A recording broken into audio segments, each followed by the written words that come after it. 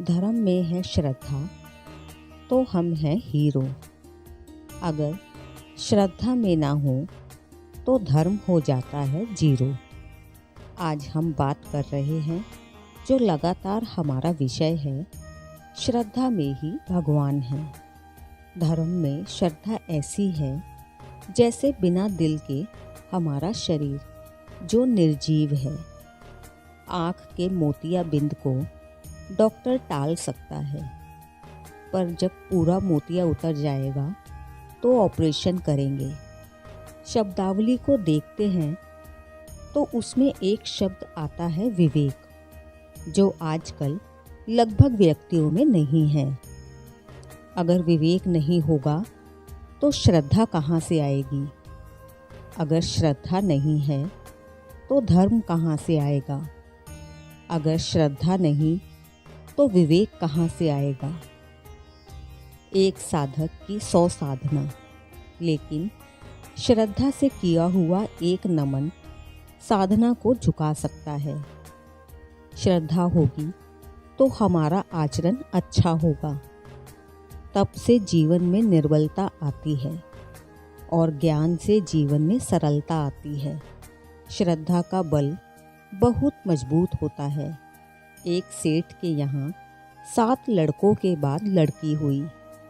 सेठ और सेठानी और उसके सभी भाई उससे बहुत प्यार करते थे। सेठ को अपनी बेटी से बहुत मोह था। धीरे धीरे बच्ची बड़ी होती गई और सेठ का लाड़ प्यार और बढ़ता गया।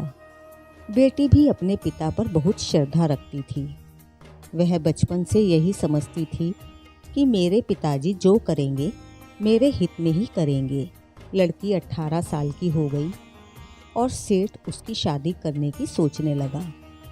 उसने अपनी बेटी को कहा कि तेरी शादी किसी भिखारी से कर दें क्या? बेटी ने कहा, जैसा आप करेंगे मेरे फ़ायदे में ही करेंगे। एक दिन सेठ ने एक भिखारी को देखा और उसे अपने घर पर बुला लिया। भिखारी व लड़की की सहमति से दोनों की घर में ही शादी करवाने लगा।